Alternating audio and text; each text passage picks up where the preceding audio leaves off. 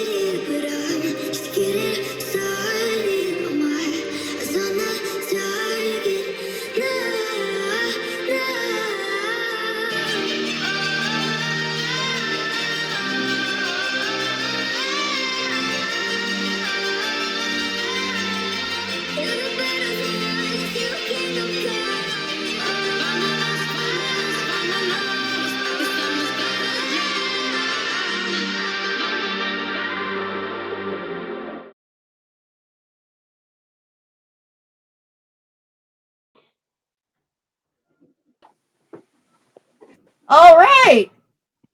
There was a little bit of scuff there, but that's okay. And we're live. Woo woo. Pardon me as I export my Fabulousness. document.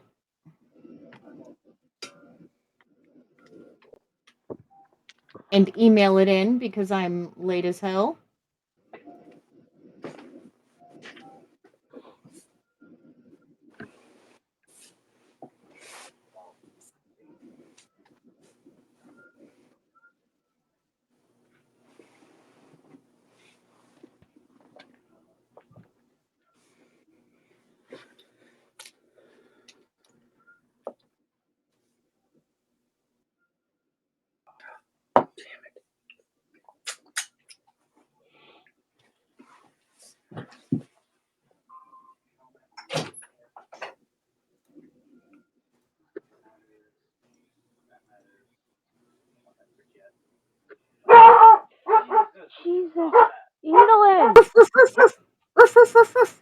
Give me a Oh, fucking heart of attack.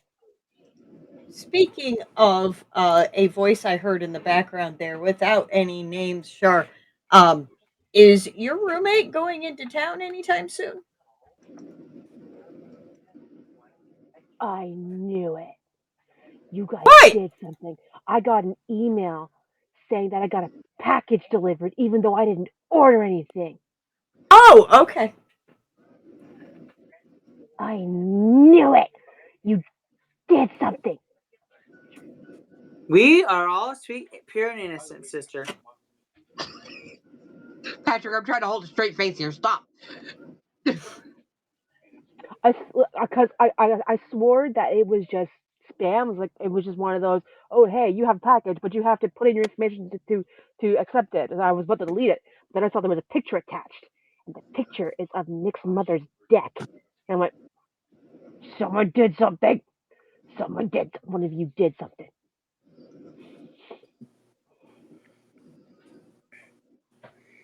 We get mail delivered on Monday.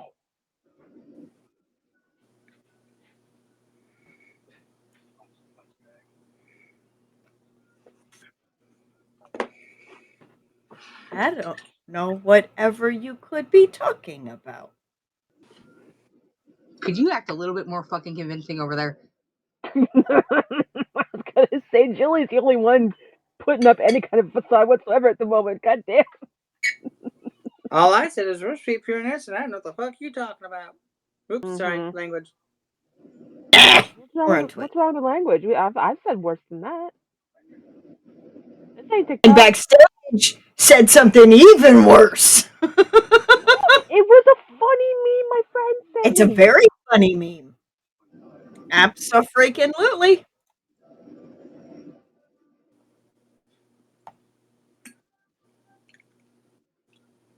Yay, yes, and Trisha is in New Orleans. Nolans. Getting witchy. Getting witchy in Nolans. Oh, hang on. I have an idea here. Hang on. In regards to you guys being up to something. Yeah.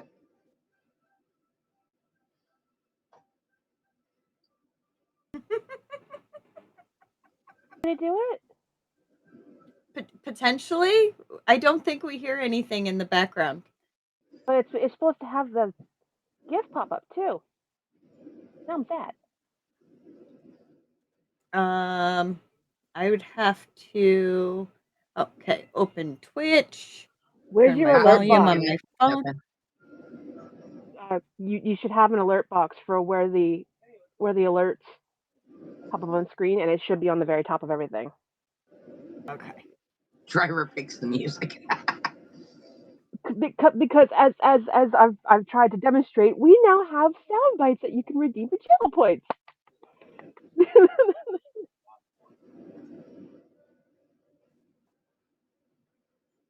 I'm wondering if I have to do some kind of overlay within the OBS. I mean, it shouldn't, but No, I've when I was setting up my channel, I had to get like a web source from I had to get a web source from the alert thing and send it to my OBS and do a whole thing. It was a process. well, we can get to that point. But special thanks to CR McCormick for redoing our overlay.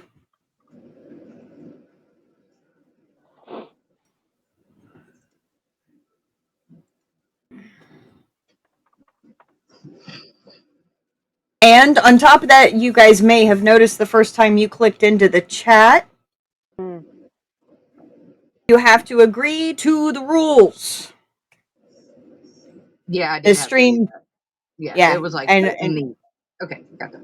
Yep. We put that in there for any of the times that we've been playing around with the back end stuff. I've been watching a friend stream and became a mod over there and started learning new things. Char's picking up some new stuff, and we're just playing around, making it even better than it was before.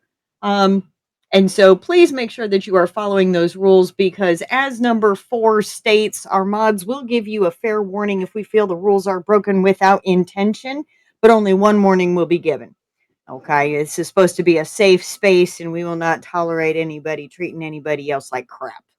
All right, cool. All right, what kind of stuff do I got here? Let me put this in here. Yeah, so you need to find the browser source URL and then go into the OBS studio and add it to the add it to the scene you want to include it with. Oh, okay. So I tried dun dun dun and it told me that it was out of stock. Probably because Trisha already redeemed it. Oh yeah, it's every half hour because we didn't want Yes. people spamming. We didn't want it spanning. Yeah, that's what I'm thinking.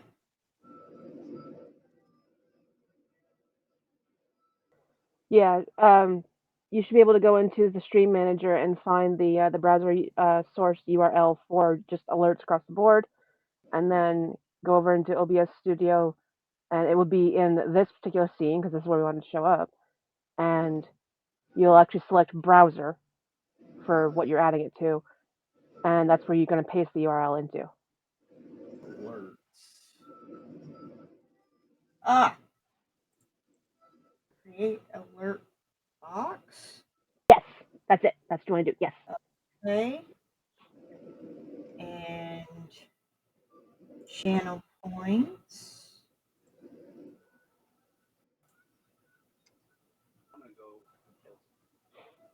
And in theory, you should only have to create one alert box because they should all show up in there. Because I noticed when I was setting mine up, I would try to do one for each individual one, and it just kept replacing it.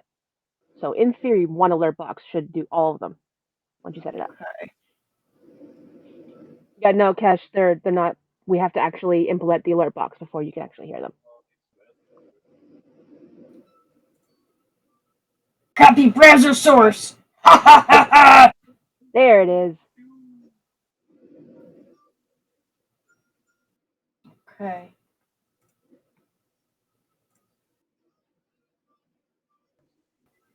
Click, click, click, click, click, click. Add. Okay. Browser. Okay. URL.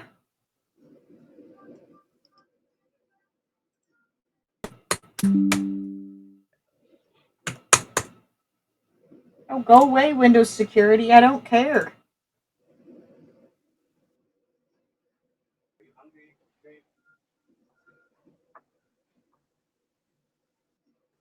Okay. Now we transition.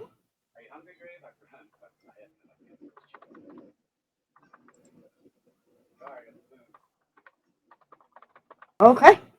We see. We see. Now I wonder if we may have to reset and go live again, or if it will just work automatically. I don't know. Every transition I've done thus far it's been automatic. It's been automatic. Okay.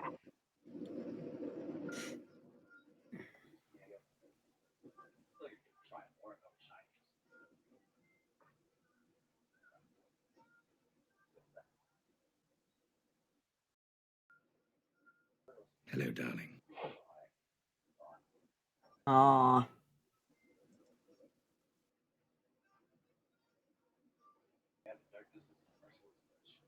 Where did you put the alert box? Oh, they saw it. They saw it. Hey, it was down there. Okay. So Where was it? It was down underneath the chat box on the side. Okay. We just gotta move it then. We just gotta move it a little bit. Oh yeah, see there it is. It's very tiny. I don't see it at all. It's already gone. Oh.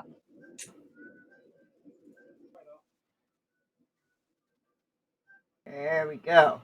Okay. Hello, darling. Okay, we're gonna try it there. Yeah, sure. Notify followers. Oh,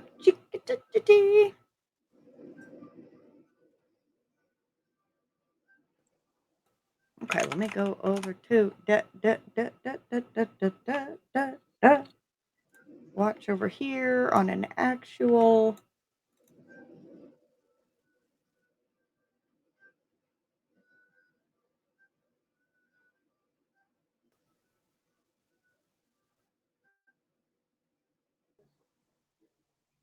Minimize that sound.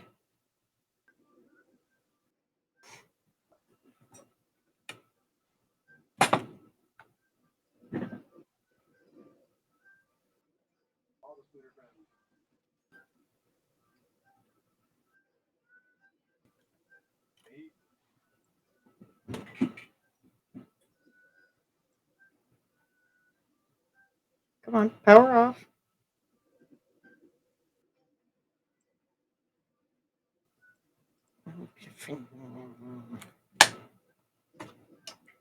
Technology has not been my friend this week in any way, shape, or form.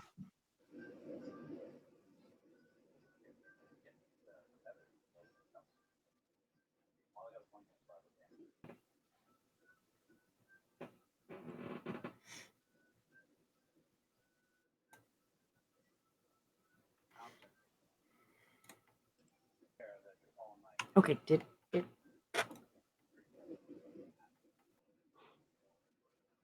compose to hold my pen Promptcast?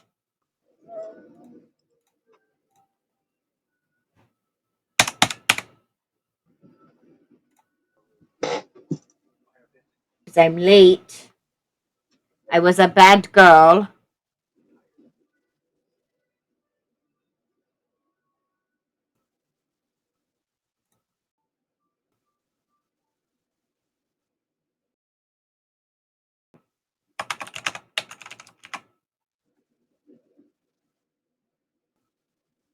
All right, it is sent.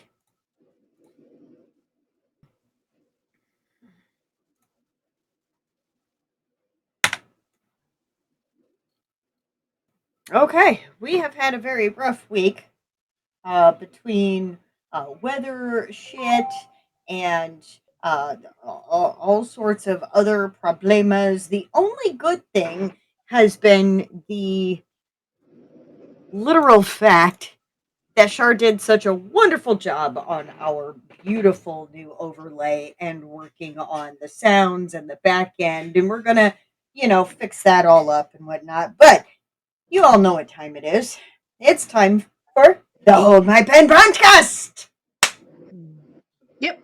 Our host is off camera at the moment. That's all right. That is Julie DeFisher, author of the Four Queens for Four Kings series, the Double Edged series, and 50 million other things. Of course, you've got two books out right now. We've got Destined for More, which is going through edits to get a new content and the way it always should have been, along with a new cover, and of course the recently released Crossroads that was written right here on the Hold My Pen Promptcast. I'm your co-host Izzy Kraus, the extreme reading tracker who just keeps doing things because, like, I need another hole in the head. Working on a couple of works in progress, currently not published. Right below me, you have our wonderful emotional support brother, PA Power, author of four books now? Five. Four published, Four published. There we go. one in development edits, and a few works in progress. Few works in progress. And of course, one of them is the Chimera series. First book, Chimera Wolf. Second book, Chimera Clan. We've also got Decoding Shady Pines, the back half of which was completely written on our show, as well as the newly released Kingdom of Shadows. And we're also getting treated almost every single week to more of Heart of Stone, where I have to be a couple of mean girls, and I don't like it. And I may or may not be playing with some cover designs for because I was inspired by the submissions. I've got a few different ideas going on at the moment. I'm having a lot of fun. I'm getting to draw bat wings, so I'm having a lot of fun. Hey, there we go. But when you're ready to Fantastic. share, girlfriend, you just let me Oh, know. you know. You know. I will say I would like to drop this now. Those of you who know the story of Peter Pan the way I have envisioned it with Kingdom of Shadows is currently under negotiation with a narrator for an audiobook. My first. Woohoo!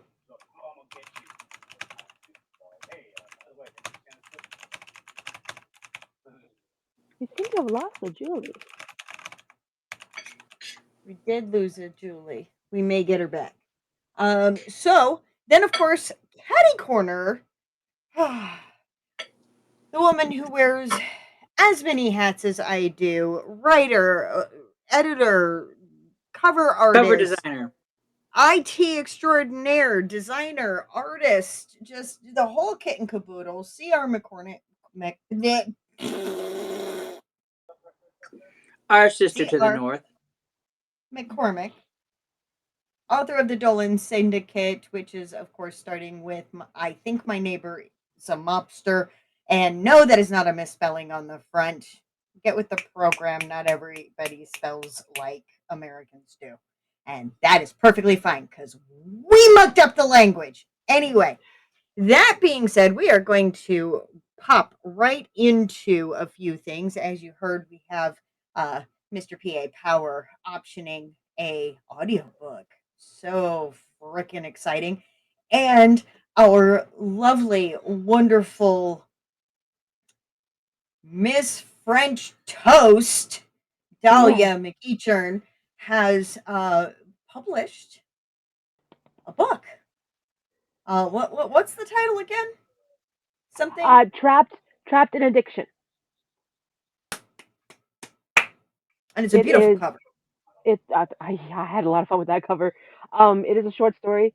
It is a it's a very brief story. I think it's a total of 26 pages. So it's a very quick read. But you're gonna feel every page because I helped her format it, so I got to read it ahead of time.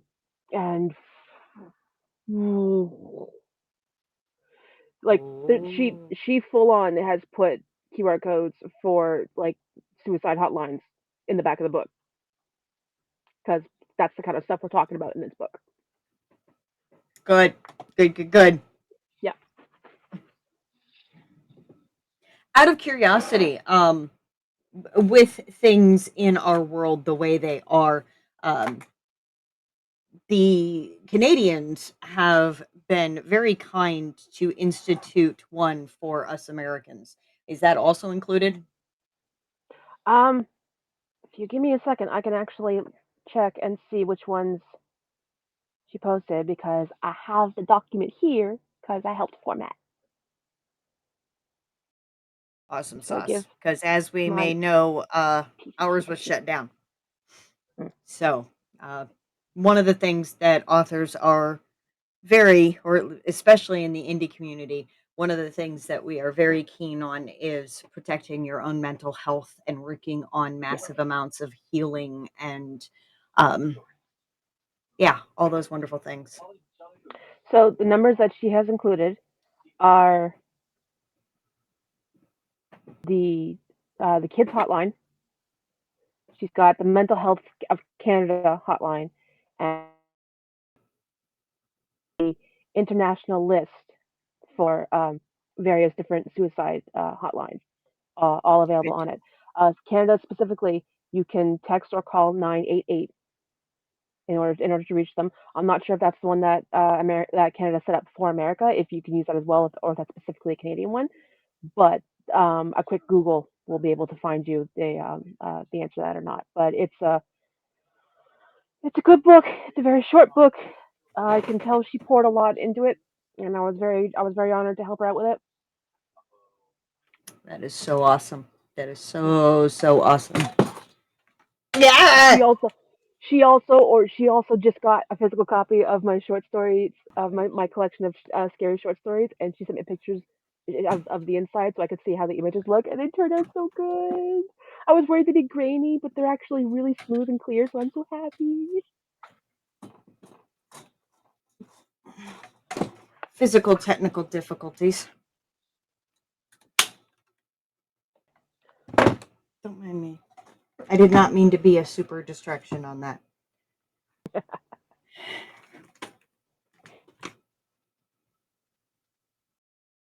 I hope Julie comes back soon. I really want her to hear my submission.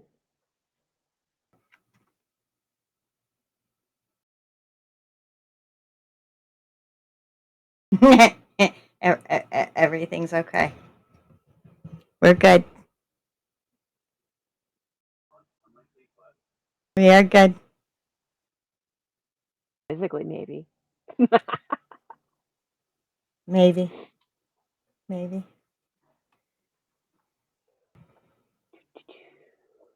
In fact, while we're waiting, I'm gonna go snooping and see who submitted tonight. Because I have that power. Uh-oh. We have given the Shar power. And now I'm missing. Ooh, we got some good lineups tonight. That's gonna be a good night. That's gonna be a good night. Yes. And so with that, I think we should go ahead and kick off. Julie's been having some trouble with the little one and some other things. So if she's able to come back, if she pops into the chat and needs up again, please feel free to let me know. We still have to double check and see if some of our mods slash editors and whatnot have that ability to get in there and do that, or if it's on the back end, me having to do it or what. But we will. You all love us. You accept us for our foibled selves that we are. All right. Because as of We actually right have an now, I think we have an go ad ahead. break starting in a minute and a half, so it might be better Sweet. to wait. Absolutely. But we can keep talking. Sure. Yeah. Talk shop. But no, And now, the reason I'm really the reason I want Julie to be when you read is because I went back to the mobsters and I wrote about Zach. no, she gonna like that. We do have Yeah. 5 submissions for tonight, but I would definitely like to get it done before Shar has to return to Pumpkin because I am the last submission and I would very much like her to read it out loud, just simply because You don't want my to read the characters, French? I don't know how to read the French. I wrote it. I wrote it. Izzy, who's the first submission? First submission is Shar. Me. Who's the next one? The Anonymous. After that, You. you take my spot. That way she's online while you're online, so she can do it. Well, there we go. Oh, okay. Yeah, you know what? Let's go ahead and start with me just simply because we can get it out of the way and, nobody will remember that I was last and I made everybody cry. So go ahead, Shar.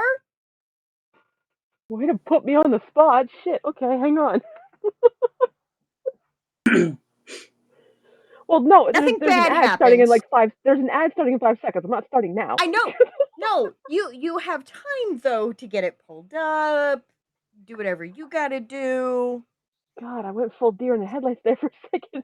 You I did had go no full fuck mode. deer in the headlights. You did go full deer in the headlights. Oh, I was opening it up so I can see the chat. You're good. No judgment. A little bit of judgment.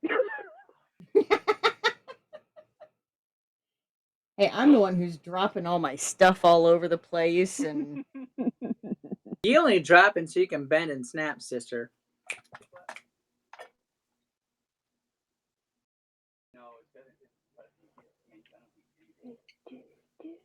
Oh my god, I watched K-pop Demon Hunters yesterday, no. and I I loved it. I loved it so much that I watched it again today.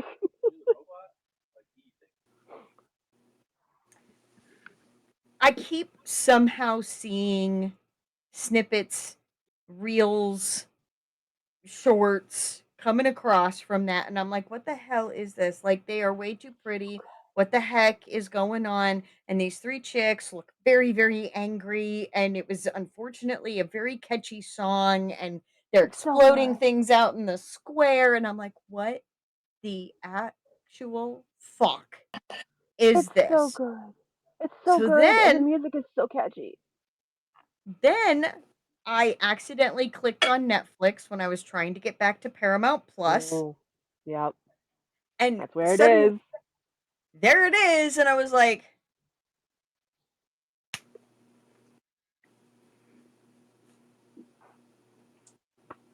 I can't escape K-pop.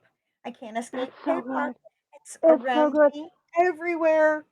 It's so good. But what's great is that the actual creator, the writer director, is a Korean woman herself. So she used this to explore her heritage, and she like dug in and looked for mythology that she could use and build on. And she also had a lot of like small references. I've watched a couple reactors watch it, and specifically, I watched a Korean reactor react to it, and the joy and delight and excitement she kept showing when she recognized things in it, when she recognized the food, when she recognized the culture references, when she recognized the habits of certain things. It was so cute. It was so much fun. Plus, if there are any K-pop stands watching who haven't watched it yet, the band Twice voices the music for the songs, so it's good music. It's good music. We I are talking already about the recent movie. Yeah, there you go. Yeah, K-pop Demon Hunters. Yeah, hunters, so it is plural. yeah. Um, it's really fantastic, crisp animation from I what I've know. seen and whatnot. But I already went through my pop boy band phase, and My little soda pop. yeah, I yeah, just yeah. got it out of my Oh head. God, no, you I just just got said it out of my no, head. and now it's back, and now it is back. Luckily, I think we're back, so I can distract us all from the animated K-pop people with reading Izzy's 2, trauma. 1, yay! Our community is back, and um, yeah, yeah, yeah. Cash B would definitely like it. It is bright colors and Mm. it's yeah, Catchy music that gets stuck in your head. yeah. You're my little soda pop. Oh, but no, the last song, the very last song is the best. This is what it sounds like. Is the best. It's the best one. It's the best one. But that's not what we're here to talk about. We're not here to talk about K-pop. We are here to talk about writing. So I need to preface this with the fact that Izzy is making me read French, and the last time I studied French was in 2003. So I'm gonna butcher this. Any native French speaking people in the audience, I'm sorry, but I'm also not sorry because I dropped this language as soon as I could. You're gonna be better than me. I'm just Mm, flat out saying. okay. I'm just gonna. I need to check real quick that. Oh no, the only note here is I'm late, so there's no pronunciation guide. Okay, good to know.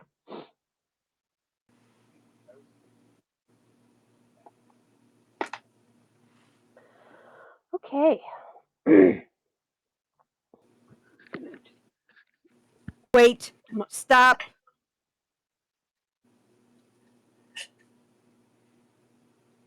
What?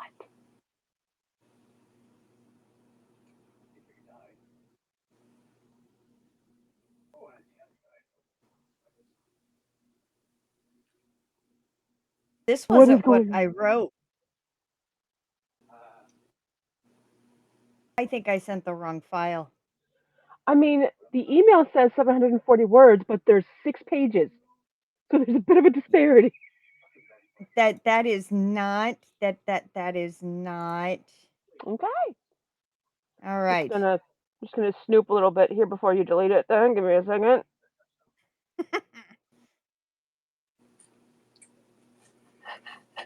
But see, I didn't question it because it started with Odette, so I didn't question it. I know because we know Odette speaks French. Yeah. Sadly, I'm looking through here and I'm not seeing any actual French in it, so I think I would rather read this.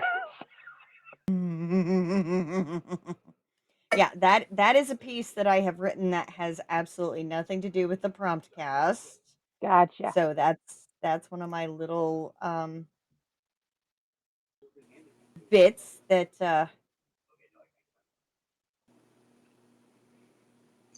holding back, especially since it's very emotional towards the end.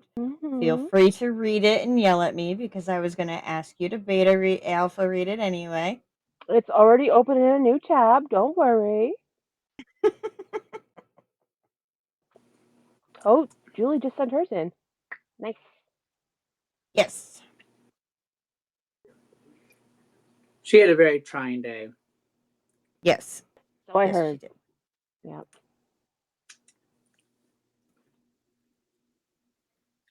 Life of a mommy, always busy. Yep. Mm-hmm. Okay, let me try this again. You literally caught me at the last second that I was taking in a breath and start reading. You got that right in. I did.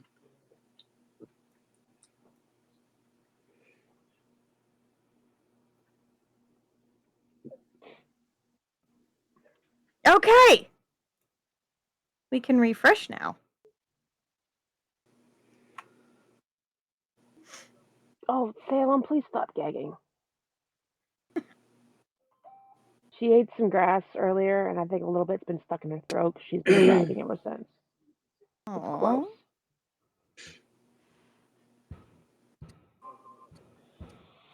And now my computer takes 2 minutes to refresh because, despite only being a year and a half old, it's a piece of shit.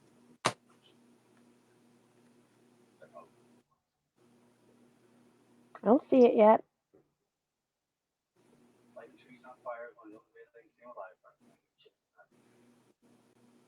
Oh, Cash has got 5K.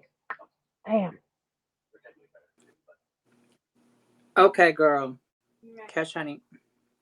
You're making me look bad. Right? I'm sitting here like, pretty sure I was like in second place behind her, and it's just like, I only submitted 1700, so it's going further back. Yay, Julie's back!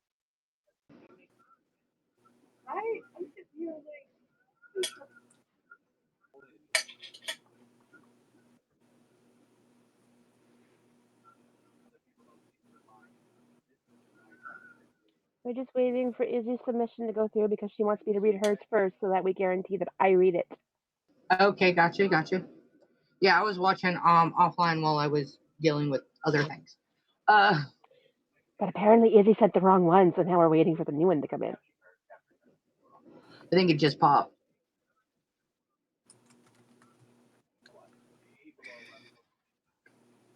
And while dealing with that, I actually got mine done. So it's like, yay! I saw yours come in. It's not as long as I wanted it, but you know what? It got everything in there. So That's all that matters.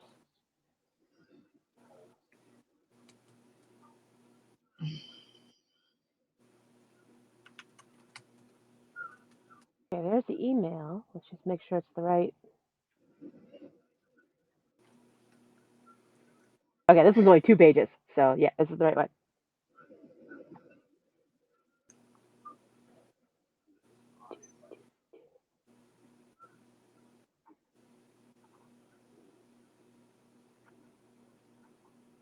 Just bear with me. I'm scanning ahead to see how bad the French is. I don't think it's too bad, but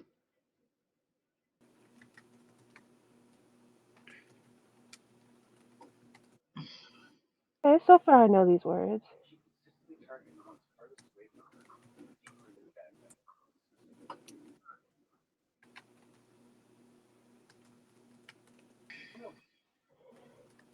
Lisa, Ils vont dans ton ami maintenant. Yeah, I know that.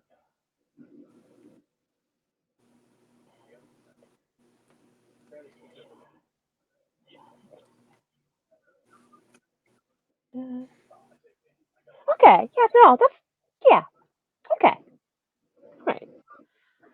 Okay, we don't have an ad break or anything happening, right? no. Nope, we're good. Okay. Alrighty. Make sure my mic is. A light knock sounded on her door. Emily briskly strode to the suite's entry and whipped it open. One of the elderly housekeeper sisters stood in the doorway, a basket of fresh, warm towels in her arms. Bonsoir, mademoiselle. I come bearing fresh linens for you and the children. May I come in? She bundled past without waiting for an answer. Emily gaped before gathering herself. Please, come in, Miss Allaire. Bon voyons donc. Call me Lavinia. Save the Miss Allaire for Cordelia. She'd like that. The housekeeper sashayed her way through the main room toward the sitting area, dropping the basket onto the couch. Have the children had their baths yet? Emily nodded to Blake in the hall, shutting the door quietly and turning to the intruding housekeeper. I believe Link has, yes. Lola was too exhausted and has already gone to bed. Max is waiting up reading. Mais c'est parfait. I have fresh towels for Max then. She bent into the basket, deftly folding a set while she walked with them to the children's bathroom. Emily walked to the table and chairs in the small eating area of the suite and gripped the back of a high-backed dining chair. Lavinia came out and caught sight of her. Oh, mon pauvre fille, you need to sit down, I think. She bustled to Emily and guided her into the chair. Mon Dieu, what a day you've had. How can I help you, Shay? There's nothing, Lavinia. I just need to sleep. We'll get everything sorted for the children, and then I'll be on my way. Lavinia went back to the basket for another set of towels. Be on your way? Yes, once they are settled in with their family, I'll be leaving. Emily's body slumped slightly, the weight of the previous months visibly shown. Ma chérie, why would you want to put yourself through something like that? Lavinia stopped folding the towels in her hands. What do you mean? She startled, assessing the woman's kind face. I mean, mon coeur, why would you distance yourself from the children? The housekeeper walked closer, the fluffy white towel clutched between gnarled fingers. They love you, and you love them. Don't deny it, chérie. I see the way you look at them. You are tearing yourself apart, trying not to. Her eyes softened as she reached out to clutch Emily's wrist. It's too late, ma fille. Ces enfants, ils vivent dans ton aime maintenant. Ces enfants, ils vivent dans ton aime maintenant. I'm sorry, I don't speak French. Emily looked into her face, confusion evident. These children, they live in your soul now, dear. The older woman smiled. You cannot escape that. She looked down at the older woman's fingers. I am in no position to make decisions for them, she replied. That is their parents' job, a family's responsibility when the parents are gone. It is not a governess's job. It is not a governess's place. She lowered her gaze, her eyes glistening in the corners. Oh, mon coquette, their parents chose you, didn't they? They trusted you with their trésor plus. They trusted you with their trésor les plus. I can do this. Preso. Preso. Trésor les plus précieux. Okay. Trésor les plus précieux. They trusted you with their trésor les plus précieux, their dearest treasure. Lavinia gripped Emily harder, reassuringly. Now, young Maxo is awaiting his loving caretaker for his bath. Best not to keep him waiting. She turned away, returning to the linens. Emily pushed herself up from the table and moved further into the suite. She had to admire the layout. There was a nanny room to the left of the door, multiple open yet distinct areas in the central space, and then through the double doors into the right side, several children's rooms and a separate bath. Crayon and pencil drawings lined the walls, each lovingly preserved in frames beneath glass. That's really cute. She paused beside a bookshelf to study a charcoal drawing. The landscape was meticulously detailed. Hemlocks and Douglas firs towered over the horizon line, while ferns and shrubs dotted the craggy terrain below. But it was the wolves who gathered in the midground that held her attention most. Shaped like timber wolves, each of the six were distinct from the others. Dark fur here, droopy ear there, a curled tail on one in the back. In the lower right-hand corner, the artist had signed with a flourish. The penmanship was artistic and half illegible, but three initials stood out: F.E.C. So one of the siblings is an artist. Link will have someone to connect with. She grazed the edge of the frame gently and moved on.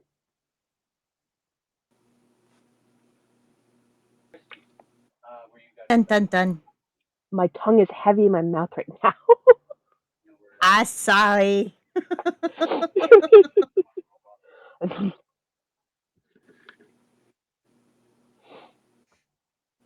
See, when you said it was going to be heavy with French, I thought Odette was coming back, and I was terrified because Quebecois is different from Parisian French, and that was a lot easier to handle than I thought it was. Well, and that was one of the things I wanted to make because Lavinia is Odette's aunt. Mm, okay, so it technically is still Quebecois, but it's probably a more old school version. Got it. Yeah. Less slang. Okay. We are moving on. We are not touching anything about the charcoal drawing or anything else. We're just Oh, don't moving. think I didn't catch it, Missy. Don't think I didn't catch it. There was a Okay, reason I good. slowed down when I was reading it. FEC, FEC. You think I didn't catch it? What? What? I don't know what you're talking about. Mm.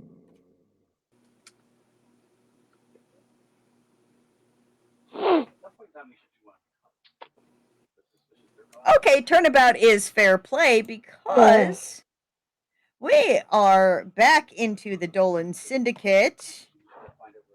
Mhm. You know, you know. Okay, what's Zach? Zach was Luck playing. um, Zach has technically appeared in Playing, Luck, and PTA, but this is an excerpt from his book Living. So this is a little piece from I think I'm living with a monster. Ah, ah! Hi, baby. Oh, you don't want to be on camera now. Do you see yourself on the screen over there? Okay. Listen here, young man, lady. I don't know. Are you Kira or Kieran today? Okay, Kieran, because you just left because you're being a dick.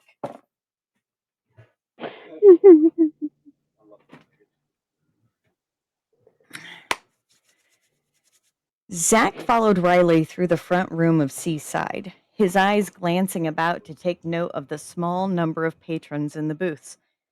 Not nearly as popular as Cedar Grill or Golden Grove, two of Carter's other restaurants, but he supposed that made sense. Carter. Grill and Grove were legitimate restaurants. Seaside, along with its sibling restaurant Blackout, may be open to the public, but they had ulterior uses. And it was likely those who came inside caught that vibe. This one in particular was Carter's personal hub for fencing. Vetted and trusted thieves brought the youngest Dolan all manner of expensive goodies here, hoping to make a buck off of them. Scout, the person Carter put in charge of the fencing operation, made the call on whether the syndicate's carefully curated list of buyers would be interested in such items, thereby making a nice profit themselves. Scout was also responsible for calling them in when they realized the thief had brought in something they shouldn't have. Zach relaxed minutely once they passed into the back rooms, his gaze turning to Riley, who was still visibly agitated. She was talking in that low, sharp tone that meant it was taking every bit of her self control to not drive to whoever she was talking to on the phone and use her fists instead of her words. Despite the tone, Zach knew Wynn, the person on the other side of the call, wasn't actually the source of Riley's ire. He was. She was still grumpy with him for spiriting away Gwen from her family, hence the phone call. Gwen was their contact in the local news, and Riley was working hard to make sure Gwen's disappearance wasn't making headlines yet. Considering she was a Blackwood, it was going to break inevitably, but Riley was doing her best to buy them as much time as possible. Zach knew it was because Riley felt they could use the woman's missing status to their advantage, but that didn't make him any less grateful. The two of them stopped at a thick, reinforced door that sat at the furthest back section of the restaurant, and Riley punched in a ridiculously long number into the keypad lock, then pressed her thumb to the scanner that popped into view. Finally, the door opened and they stepped into the chilly room on the other side.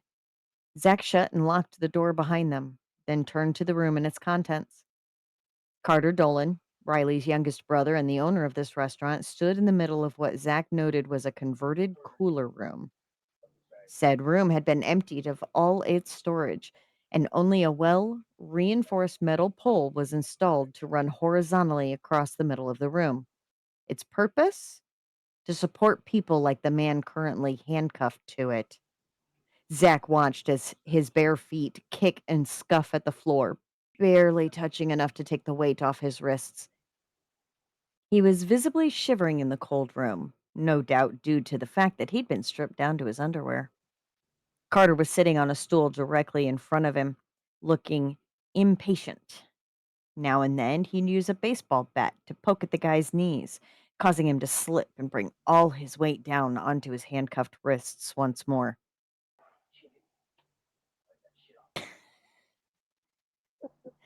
It was likely the guy had at least a couple dislocated joints at this point. Zach recognized him instantly and managed to hold in the tired sigh that wanted out. Tommy was a well known thief in the area, as well as an egotistical prick. He seemed to think himself skilled enough that he could get away with levels of disrespect towards the Dolans that Zach would have killed him for long ago. Carter liked the items Tommy brought to him, however, and so long as certain levels of crass behavior wasn't surpassed, he tolerated the thief's arrogance. Tommy must have fucked up real bad if he was getting the meat locker treatment. Carter had glanced over at them and seemed immediately relieved, hopping up off his stool and trotting over, an eager look in his eyes. Zach likened it to a dog that was convinced it was about to go on a walk. How dare Zach talk about my Carter that way? Like a dumb, giddy, thoughtless, we go for a walk? Dog. I digress.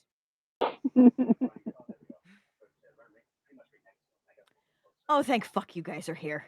I've now got 10 minutes before I'm late, and our good friend here just won't give us any names, he explained as he shoved the bat at Zach. Ah, this made sense. Tommy always kept himself in the loop of anything even remotely related to thievery, always wanting a possible cut of the rewards himself.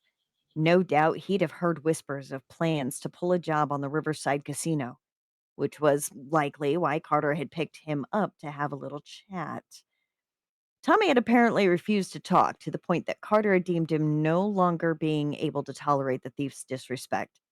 Taking the offered bat, Zach watched as Riley hung up the phone and gave Carter an exasperated look. I got bad news for you. Mum needs us, she warned, and Carter froze before a dark look passed over his face. Zach immediately stepped closer to Riley, now watching Carter keenly. No, Carter said in a firm, low voice. You know how many strings I had to pull for this reservation. I am not missing this date, Riley. You can reschedule. We have enough on Lucian that he'll move the reservation to another day with no issue, she countered in just as low a voice. But it won't be my anniversary, Carter insisted, and Zach's eyebrow lifted minutely at the high tone in Carter's voice had taken. Carter Dolan, whining about something. Who'd have thought? He truly did have it bad for his fiancée. Riley seemed to think the same thing, rubbing at her face and muttering softly. First of all, it's not your anniversary. Is two. Evie and I kissed for the first time on this day. That had Riley shooting him a look that had even Carter wilting slightly. Second of all, you're not the only one missing out on date night. I had some pretty damn important plans set for tonight as well, and I broke away from them. Carter looked curious at that, his head tilting as he seemed to think for a moment. A second later, he cast his sister a devilish grin, and Zach watched as Riley's face visibly darkened. Oh, that's right. The Reapers just won the first round of the finals, he practically purred. Riley rolled her eyes and punched Carter hard enough in the shoulder that the man stumbled back a bit, and Zach watched the two of them walk out of the room, listening to Carter continue to torment his sister. You two were planning to celebrate, huh? Wait, no, I don't want details. I don't need to know what you and the brick house get up to behind closed doors. The door shut behind them, sealing off all sound to an impressive level, which made sense. Last thing Carter wanted was for those dining in this place to hear what he was putting people through back here. Zach slowly turned to the guy hanging from the metal pole, studying his body intensely. No frostbite yet. A bit of mild bruising in his ribs, likely from Carter using the bat once he got bored. Some chafing along his wrists, but no blood yet. Right shoulder was at an odd angle, so likely dislocated. Zach figured he'd only been up there for about 10 minutes. Carter really had been impatient. Letting out a light sigh, he walked over to pick up the stool, carrying it over to the table set up on the far side of the room. I swear to you, the guy insisted, though Zach didn't bother looking towards him. I swear I wasn't in on it. I got no idea who did it. That was a bald faced lie. Tommy stole from all over the city, going after any rumor of a valuable shiny or large enough stack of cash. He had his ear out for any whisper of a job. There was no way someone put together enough of a plan to knock over a casino, and Tommy didn't hear at least something.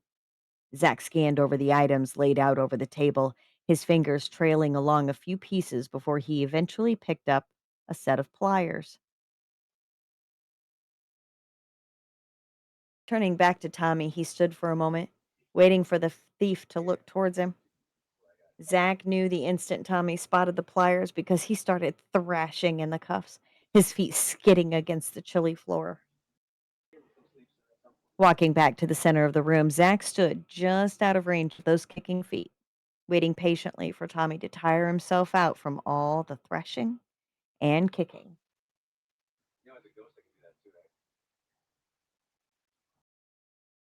He used the time to study the extensive piercing collection the thief had, eyes darting between each piece to weigh which one would hurt the most if ripped out.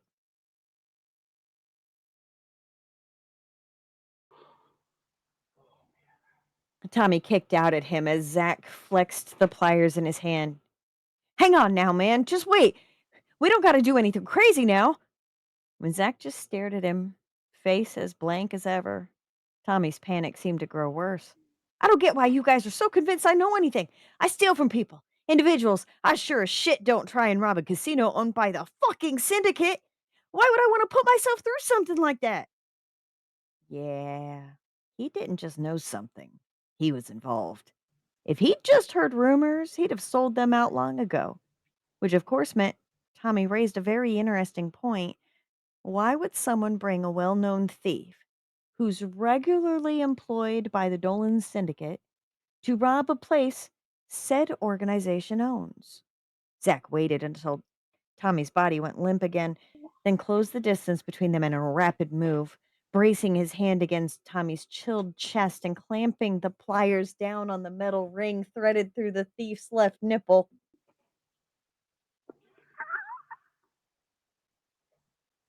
Who? Was all Zach asked, leaning in close to watch all the fear and panic that raced over Tommy's face, starting to twist the pliers very slowly to the left.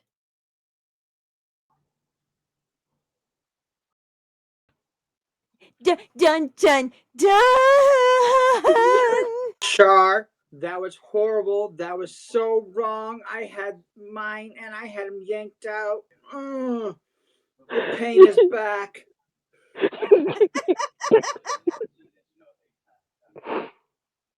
Zach likes to use minimal effort with for maximum reward when he needs to get his answers. Does he do the same when he wants the good answers? In that case, he likes to do maximum effort.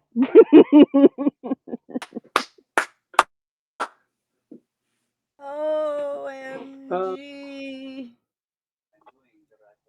I stopped it before it got too bad because I'm not sure what TikTok's or what Twitch's policy on Yeah. torture is. But yeah, this book will be a lot more hands on the other ones are because the other ones have followed the children of the immediate Dolan family. So they're important. They're captains. They're high ranked. They're They delegate. they delegate. I mean, Zach gets don't get me wrong. Carter has been known to touch her, you die, sort of his. thing. But at the same time, It's Zach's job to get his hands dirty. Zach's the one who goes out and does the things. So this book will be a lot more intense. A lot more red. Yes, which is ironic considering the Red. cover is blue. Red. Oh. Pink, blue. Make it pink, make it blue. Make it pink, make it blue. Make it blue, make it red. All right, and we do have an incoming ad break in about 3 minutes. I did send Julie. Julie said that she would be right back. I did send her another invite. She may need another one. And you know what I just realized? Once again, forgot to change my settings. Do-do-do-do. Oh, excuse me. Charge. Okay. All right. So 2.5, 5 minutes, 5 minute break, people. Chit chat amongst yourselves. Wait, is it already going? I thought we still had like 2.5 minutes till it started.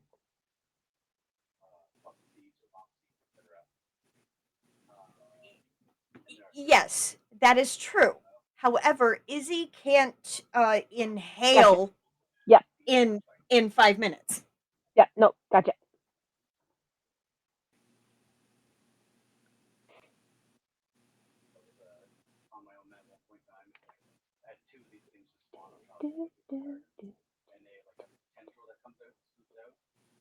But yeah. Patrick, if you thought that was bad, you clearly haven't read any of the actual books themselves yet. That was really tame compared to some things I've done to people in those books. I have Mobster in the PTA that I have not started yet, just because I don't want ideas to bleed. That's entirely fair. Yeah. There's a scene with a baseball bat in that one. That's gonna be fun. I have the gargoyle story that I need to get done, so that way acts of defiance or act of protection don't bleed. Is that the name? Is that the name?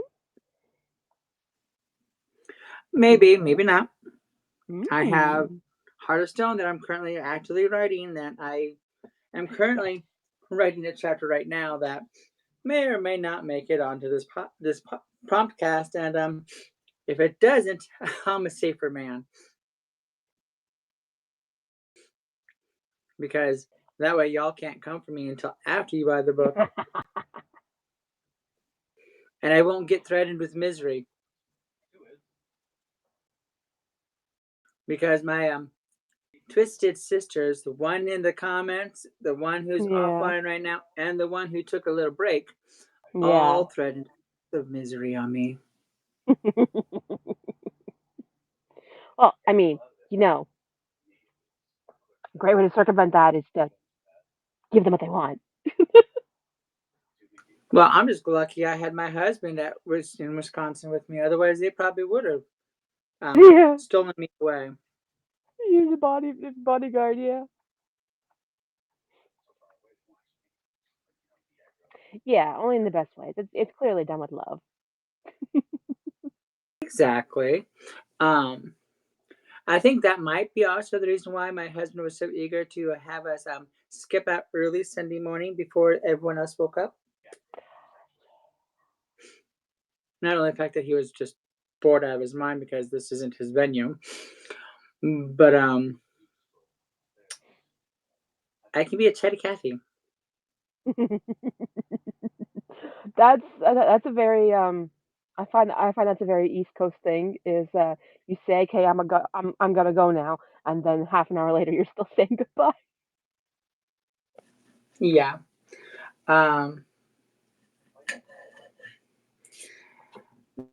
There was an author I met. Obviously, there was a bunch of us authors there, but I met one author, and she's like, "I usually don't make friends that quickly, But within 30 minutes, 30 seconds being around you, yep, you're part of my crew now.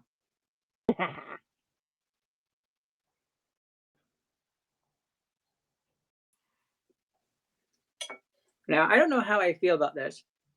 I have a TikTok video of me signing my books, and someone's comment is about them being a book publisher for independent authors, and if people wanted to get to know how to make a book and have a publisher, I want to remove it.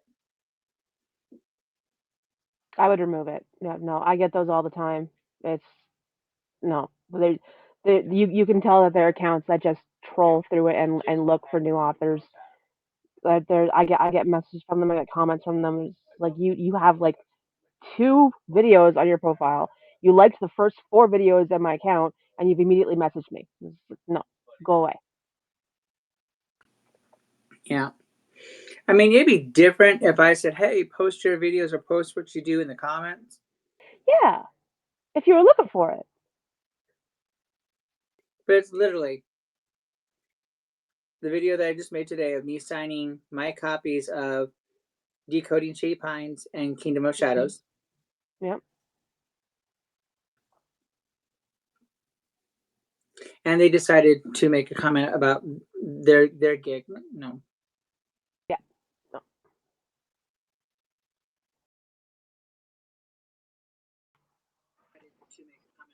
Joy's back! Yay! Yeah, let's try You this one more time with feeling. did you hear my submission? Yeah, yes, I did. I still got to have you guys up, so even when Yeah. Okay. That's I'm up, I'm what I was wondering. turning on sound at that point. Uh, no, things had to be handled, and it was like, okay, so I jumped, and then I'll call you right back, and I'm sitting there like, okay. So I had enough time to update Million Word, Yeah, I saw. and all of that, and I'm like, hey, are we good, or do I need to, do something else? And it was finally like, you know what? If he calls me, then I'll jump again. It just might be what happens tonight. Yeah. And that's okay. That's why we have multiple hosts and co-hosts, and Yep. Somebody who's we're controlling the computer besides me. we are a group effort. We got to hear from Zach this week. We got to see Zach work. Honestly, I'm interested to see where that one's going to go because Zach is mine. That's why Zach, I really wanted you to hear it. Yup. and Zach's been my guy since Luck of the Mobster, Mm. which was the first one I actually got through. Even though I have all the books, I have every single one of them. But literally, Luck was the first one I had gotten through because I helped you with the editing at the end. So it was like, okay, cool, I got this. But yeah, I fell in love with Zach then. So I'm interested to see what my boy is doing now. Yeah. I really do feel bad that he ended that freaking thing out with a fucking dislocated shoulder and a broken arm. But He's had worse, he I seems to be promise coming you. back strong. Yeah, he's had worse.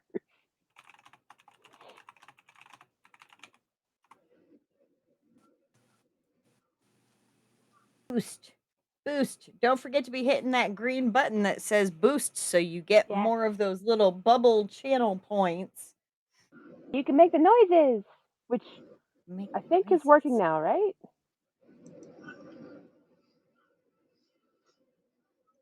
I don't know. Take that, depression! Oh God, we both chose one. Oh no. Actually, thank you for the. Yeah, I am. picks the music. I am. Shotgun 100%. shuts his cake hole. Yeah. Posture. Yep. Oh. I'm slouching. Yeah. Like I'm the world's worst, but no, it's like Yeah. Oh, it's off the corner. That's what I was wondering because like I had in my head it like pops up in the middle of all 4 boxes, so like maybe we need to move the hitbox there, but Okay, what now you're I supposed to see clean it. it. But all I'm seeing is like this much in the corner, and I'm like, okay, I Yeah, don't you should be now. able to. Now it look. I don't know what that's supposed to be for posture check, but it looked like something was humping. It's a little shrimp. It's a little shrimp in a computer chair typing like this on a Uh, computer. but the way it was moving and where it is to my gift button, it looked like it Yeah, was doing yeah, something very bad to the gift button. There we go. yeah. You should be able to physically move the hitbox, so to speak. I've been playing too many video games recently. I'm sorry. The Cash, they've been setting off fireworks here for about a week and a half because toward the end of June yeah. into July is when they really like the tents are open now, so you can start buying. But they'll go by and buy all the rest of their stock, and then they randomly blow it off through the year. So I have to just deal with that across the street.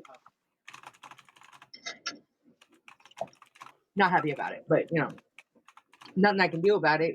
As long as it's done within a certain time frame.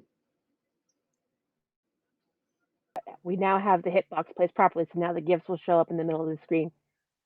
Yes, I moved them around. And I Yeah. made it bigger. I made it bigger so it covers us up. All right, so let's keep going on. I've got to mute this over here. There we go. I don't like the sound of my own voice.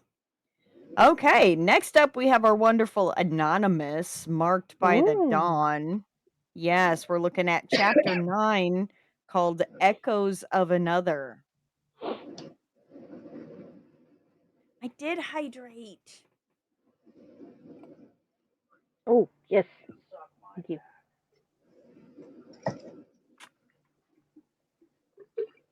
Ah. Oh god, I was thirsty. I was actually thirsty. Shit.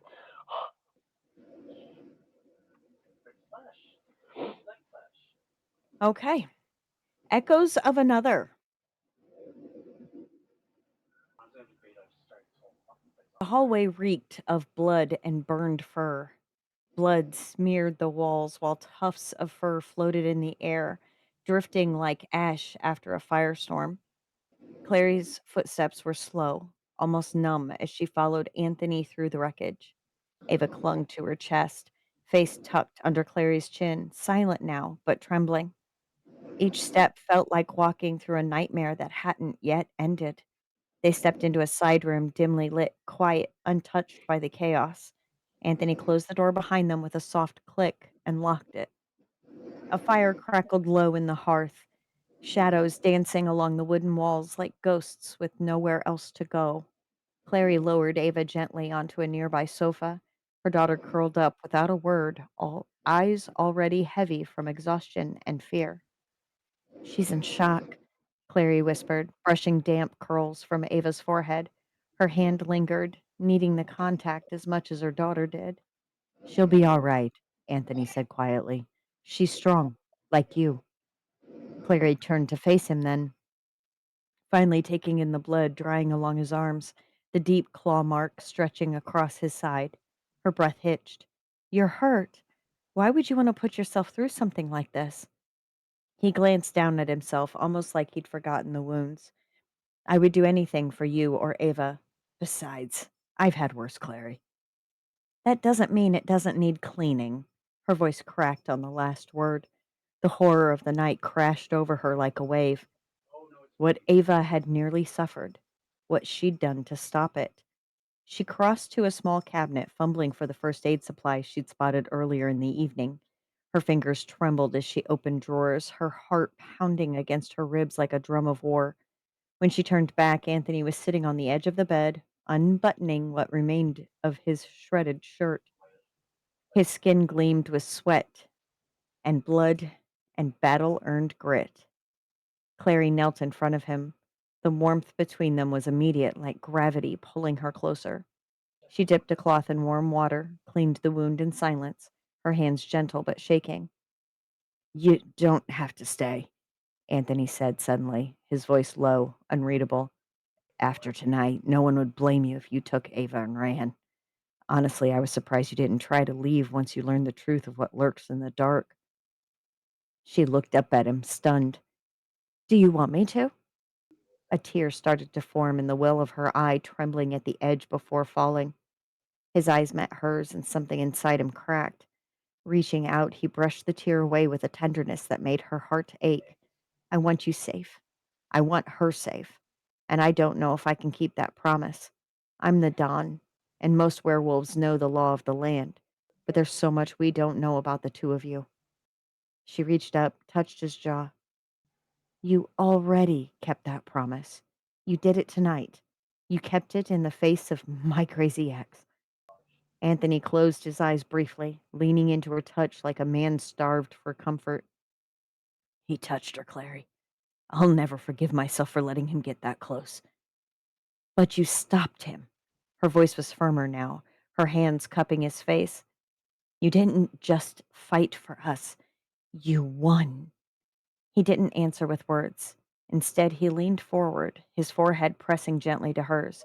No heat, no urgency, just a connection forged in blood and fear and something deeper they hadn't yet dared name.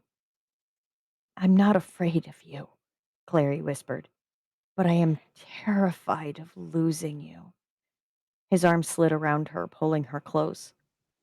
The world outside could burn, and neither of them would move. With a gentle growl, Anthony leaned close to her ear, his breath warm. Clary, it's dangerous to tell a wolf you're not scared of him. But to tell an alpha, a Don, those words, that's playing with fire. With a smirk dancing on her face, Clary leaned into his chest, her hand gently brushing the warmth of his skin. Then let me burn.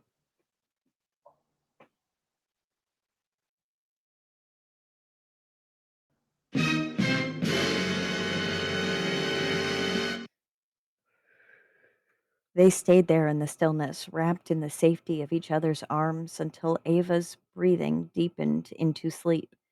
Clary curled protectively next to her daughter and eventually dozed off too. Anthony remained unmoving, the low light casting gold across his eyes, his gaze on the shadows just beyond the door. Dream. She was 6. The air smelled like wildflowers and dust, and the sun was warm on her skin. Laughter echoed from somewhere close by. Clary, hurry up! She turned toward the voice, familiar, but distant. A girl with the same dark hair, the same nose, a perfect mirror. Her twin. They were running through tall grass, arms out like wings, chasing butterflies in sunlight. Their feet pounded the earth in rhythm like twin heartbeats. Then shadows. The field disappeared. The sky turned black as ink. Screams echoed, distant but sharp. Clary stumbled forward, now barefoot on cold stone. Her sister was gone. A dark room surrounded her, cold, damp, the air thick with mildew and something worse. Something wrong. A woman screamed in the distance, hoarse, desperate. A man's voice snarled something she couldn't understand, ancient words, angry words. She turned, heart racing, her small fists pounded on an unseen door. Clara, she screamed. Clara, where are you? The door slammed shut. Silence.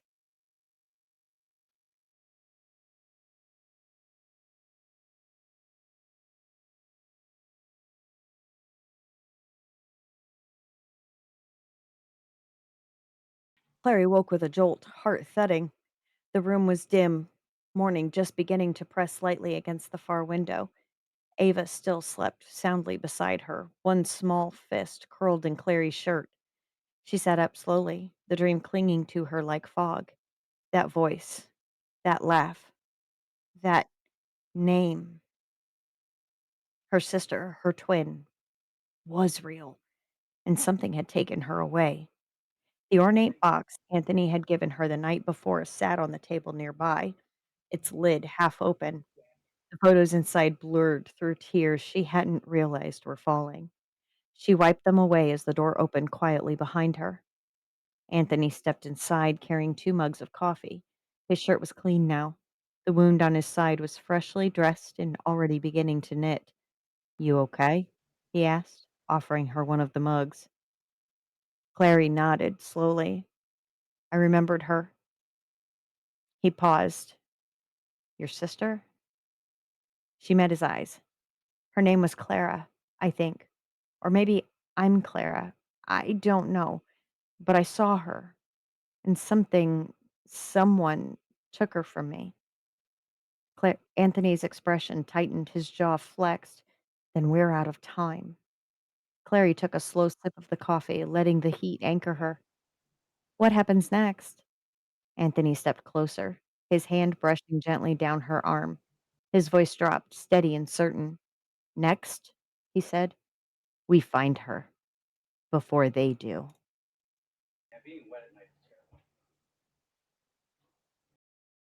Dun, dun, dun! Emotional damage.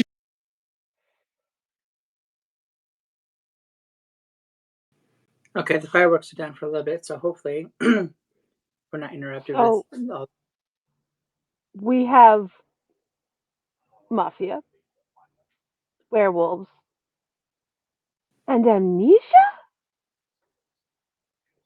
And what? Amnesia? Am I understanding that Uh-huh. correctly? Does she not know? Because she said she was remembering. She not know? Well, someone did the gift or the glyph of emotional damage. That was me. Well, maybe she went through something and part of her life was just better to be blocked out. Yeah. Whew. Fuck.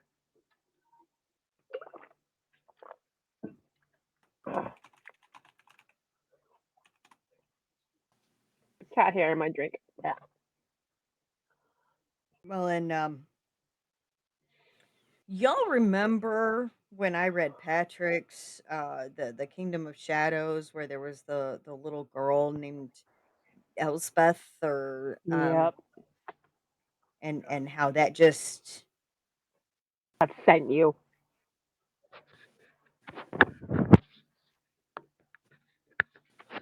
Clara is my great grandmother's name. Ooh. And great grandma Clara was the baddest ass bitch I knew. Surprised. That woman survived 3 husbands and her own daughter's death. Ooh. Mind you, her own mother was named Elizabeth, and her daughter was named Elizabeth, and both died of breast cancer.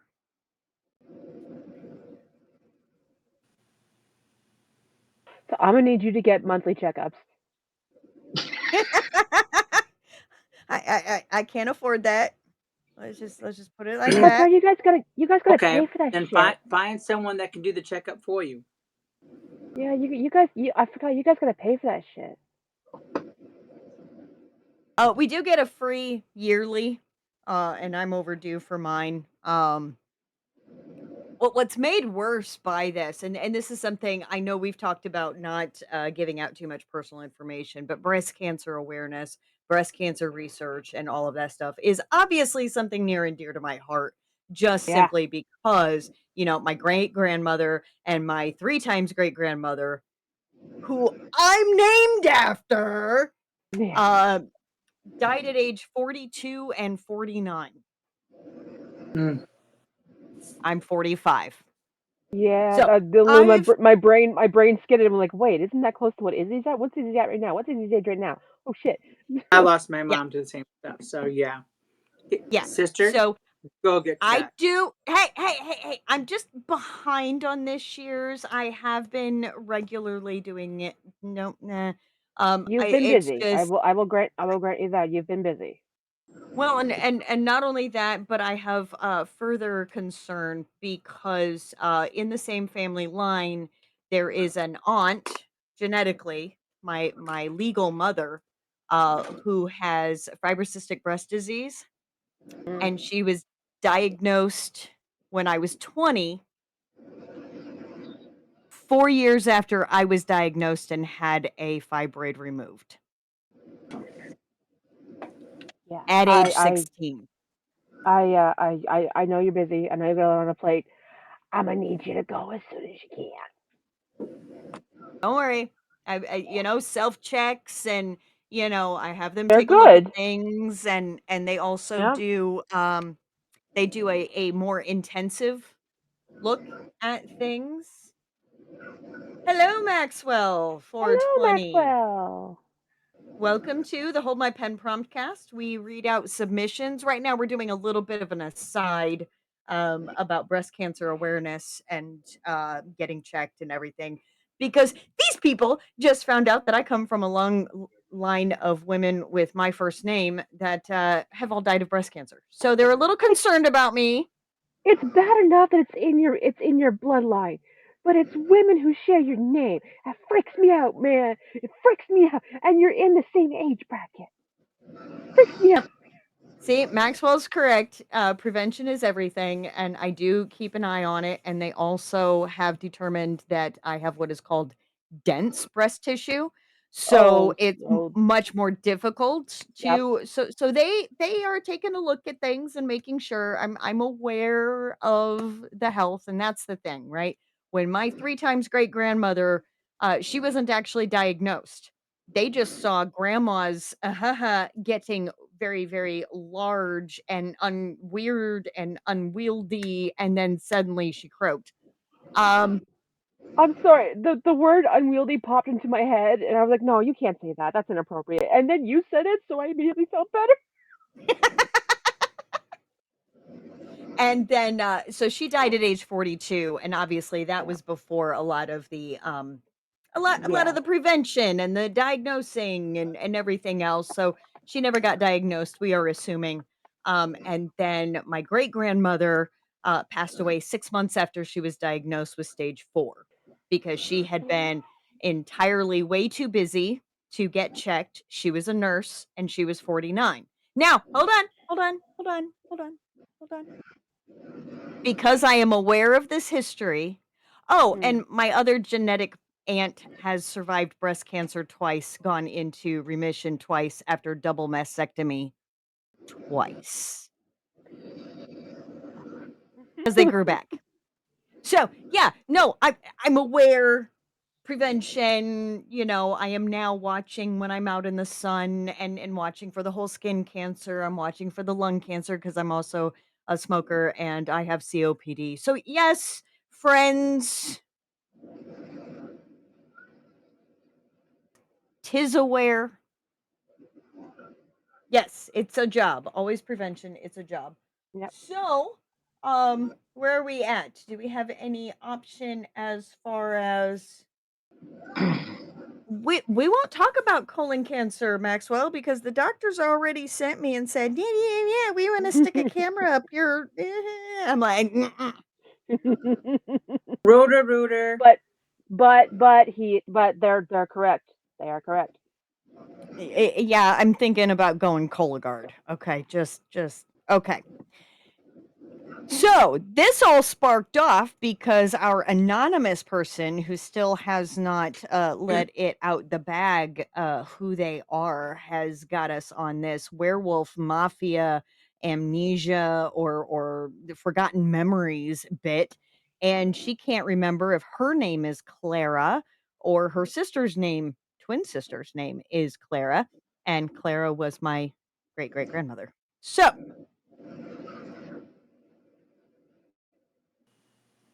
oh, absolutely. And my last lady doctor said that the amount of breast cancer in my family and where it lies isn't enough to test for the BRCA2.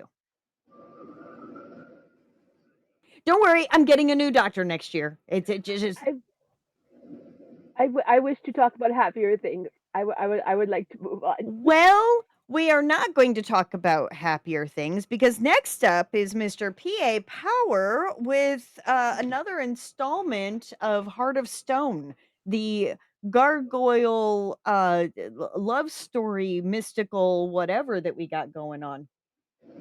I'm a So cry. we are Got it. now, yeah, we're gonna cry or get angry, and I'm about to do a mean girl voice. Look at him. Look at him hiding. Look at him hiding. Look at him hiding. Look at him hiding. He did something. He did something. He did something. I know he did. I know he did. And this one is called Through Fire and Ink. Love you, sis. Oh, he did something. Now we are all the way up to chapter 15 already. So we do know that this show apparently works to help get things finished and ready for editing and whatnot, because this hasn't been writing very long, right? Okay. Let me get my voice up and ready.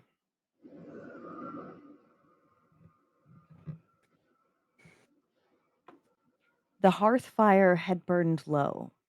A hush settled over the room, broken only by the rustle of pages and the occasional clink of melting ice in Amanda's glass.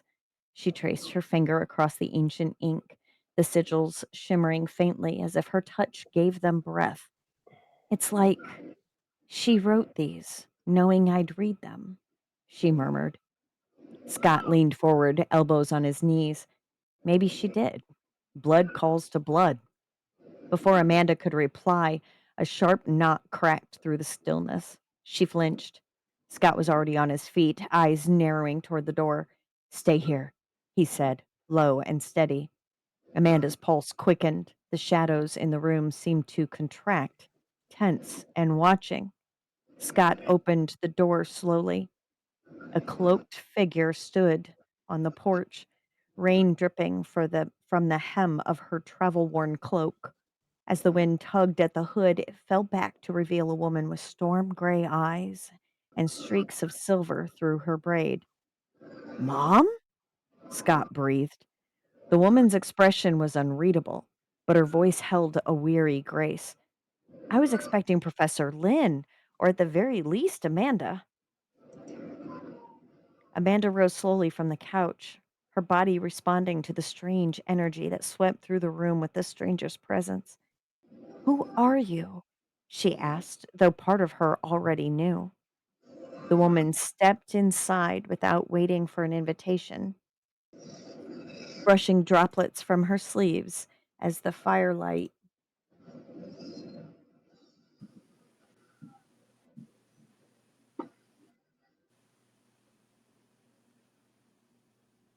Technical difficulties.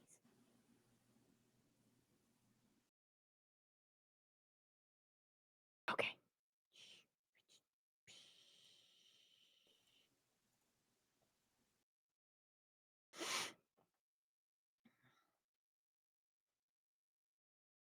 The woman stepped inside without waiting for an invitation, brushing droplets from her sleeves as the firelight caught the glint of an ornate pendant around her neck. Call me Erwin, she said gently. I am Scott's mother. Scott's eyes widened. Mother, what are you doing here? He cast a quick, uneasy look at his mother, then glanced away, hoping Amanda hadn't noticed. Erwin's voice trembled. That pendant, that's Amelia's sigil, the same as in the journal. That's not possible. She's from the 10th century. Her bloodline was thought to have died out long ago.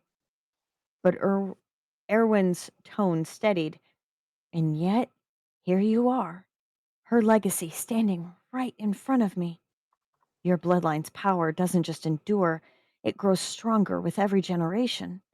Her gaze softened as it turned to Amanda. Our families shared vows, secrets, and sometimes consequences. She stepped closer and placed a rolled parchment beside the glowing journal. Wait, hold the front door. Glowing journal? Like, I thought it was just like Keep in mind, you guys have missed some. Oh, I know we've missed some. There's a good reason for that. Because I told you to quit giving everybody everything. Keep the book's proverbial legs closed.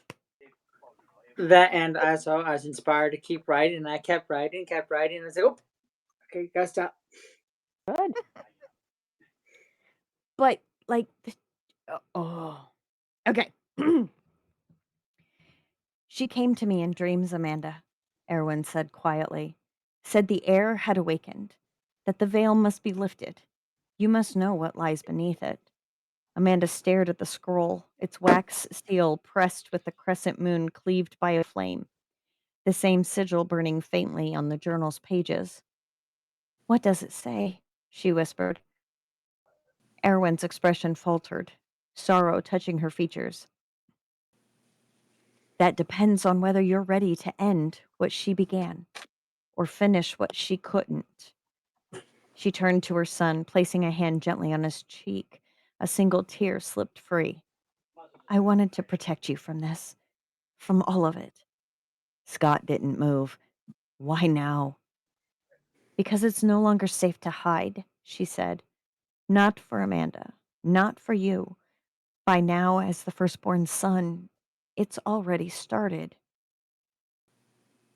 Scott's voice caught in his throat. I haven't. He took a deep breath, holding it for a moment. Amanda's mouth was dry. Her hands trembled slightly as she touched the edge of the scroll. Why would you, or your family, put yourselves through something so old? She asked, her voice soft. Why not walk away? What kind of vows could bind our families together for this long? Erwin looked at her, the lines around her eyes deepening, etched with a kind of sorrow that had no clean edges. Her voice was steady, but something trembled just beneath it. Because sometimes pain is the only door to truth. And perhaps, her gaze flicked to Scott, then back to Amanda, eyes glistening with something close to pleading. Perhaps you can save what no mother ever has been able to. Amanda's brow furrowed, confusion flickering across her face. But before she could speak, Erwin stepped forward. She gently took Amanda's hand, then pressed it over Scott's, clasping them together with surprising strength. Amanda felt Scott go rigid beneath her fingers. Sorry. His pulse suddenly racing. Erwin's eyes shimmered with unspoken pain. Hold on to each other, she whispered, even when it hurts, especially when it hurts. Then, without another word, she turned and left, the door closing behind her with a finality that felt like the end of something sacred. Amanda stood frozen, her hand still resting in Scott's. Silence pooled between them, thick and heavy. What did she mean by that? She asked quietly, glancing at him. Scott didn't answer right away. His jaw clenched and he looked away, eyes fixed on the dying embers in the hearth. I'm not sure, he lied. But the truth clawed at the edge of his throat, dark, ancient, and waiting to unravel them both. Her words hung in the air, thick with mysteries and centuries-old weight. Amanda turned to Scott, silently searching his face for some kind of grounding. But all she saw was uncertainty, a storm of emotion flickering behind his eyes. He didn't have the answers either, or just was not ready to speak out loud. Her grip tightened around the journal and scroll, the rough leather and cracked parchment grounding her even as her thoughts spiraled. She turned away, crossing the room in silence. Silence, each step slower than the last. By the time she reached the couch, the weight of it all, the visions, the legacy, the impossible presence of Scott's mother, pressed down on her chest like a stone. She sat, the journal and scroll resting in her lap like relics from a life she hadn't asked for. Her eyes trembled slightly, fingers tightening as if bracing for what might come next. What am I supposed to do with this? The question echoed inside her, swallowed by the storm churning just beneath her skin. Questions, fear, rage, wonder, all boiling together, too much to hold, too much to speak aloud. That night, Amanda drifted into a restless sleep on the worn couch, the journal clutched tightly in her arms. Dreams flickered like lightning, half seen faces, wind howling through broken stone, the acrid scent of fire and iron. She stood barefoot in a vast stone hall lit by flickering torchlight. The ground beneath her feet was slick with blood. A voice echoed behind her, ancient and thunderous. Amalia's voice was clear. Remember what they did. Remember why we fight, why we took flight. Amanda spun, but saw only shadows, then nothing at all. She jolted awake, breath shallow. The fire had died down to only gently glowing embers. The journal lay open on her lap on a page she didn't remember turning to. The ink was ancient, but still looked to be fresh. Scott stirred in the chair across from her, rubbing sleep from his eyes. Did you sleep at all? No, she murmured, but I saw something. A memory, I think. Hers. He sat up, suddenly alert. What did you see? A betrayal, Amanda said slowly. A, a temple, blood on the stones, and a name. Elandra. She said it like it was venom. Scott frowned. Think she's the one who started all this? I don't know. Amanda's fingers moved over the journal. Symbols on the page throbbed faintly like embers under skin. Maybe she ended it, or maybe she broke something that was never meant to be broken. The room's temperature dropped, not with cold, but with pressure, like the air itself was bracing. Then, without warning, the candle near the hearth flared high and extinguished with a hiss. Amanda gasped. Okay, that's new. Scott stood instinctively, moving toward her. We're not alone again, are we? She didn't answer. Her hand hovered over the journal as it began to warm beneath her palm. Without touching it, a single word scrawled itself across the parchment, curling in ink like smoke. Sanctum. Amanda blinked. That wasn't me. Scott stepped closer. What does it mean? Amanda stared at the word, her voice caught in her throat. I don't know, but it's calling to me. Scott Scott crouched beside her, careful not to touch the journal. Then we follow it, whatever it is. Amanda's breath trembled as she closed the book slowly, the warmth from the page lingering in her fingertips. The word still echoed in her mind. Sanctum. It felt heavy and sacred, like it was carved into her bones. I'm not sure I'm ready, she admitted. What if what's waiting for me changes everything? Scott looked at her for a long moment, his expression unreadable. Then gently he asked, why would you want to put yourself through something like that? The question landed hard, not judgmental, just honest. Amanda's gaze dropped to the journal in her lap. Because I think I already am, whether I want to be or not. She looked back up at him, raw. Something started the moment I touched that book, or maybe the moment you walked into that classroom. Either way, it's stopped now. Somehow everything is connecting like a complex spider web. She stood, slowly, the journal still clutched to her chest. The scroll was tucked beneath it like a hidden blade. Her steps were unsure, but forward. Dad, I Scott got an ask. rose. I was hoping you'd finish in time. I was watching the countdown, but it just ran out. Nope, because it's all the way over there.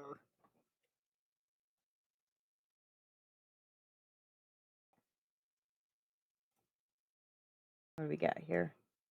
Oh, add snoozed.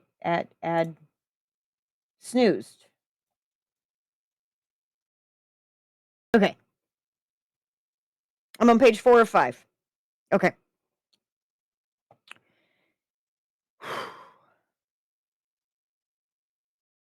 Something started the moment I touched that book, or maybe the moment you walked into that classroom. Either way, it's not stopping now. Somehow everything is connected like a complex spider web. She stood, slowly the journal still clutched to her chest. The scroll was tucked beneath it like a hidden blade. Her steps were unsure, but forward. Scott rose with her, staying just a step behind. The wind howled outside as if in answer. Amanda walked to the window, the glass cool beneath her fingertips. The stars blinked back at her like distant witnesses. Sanctum, she whispered. It's not just a word, it's a key, a warning, a door. Scott stepped to her side. Then let's find it. She nodded slowly, the fear still there. But underneath it, something else had begun to stir. Resolve.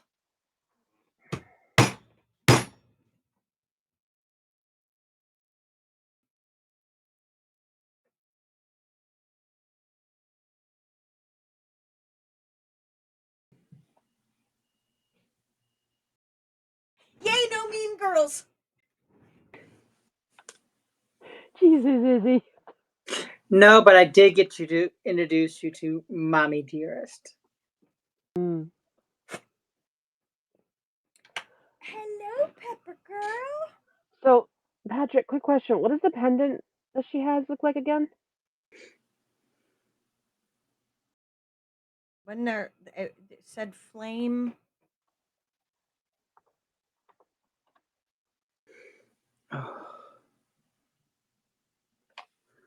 How did I word it again? Hold on. I'm almost there. Crescent moon cleaved by a flame.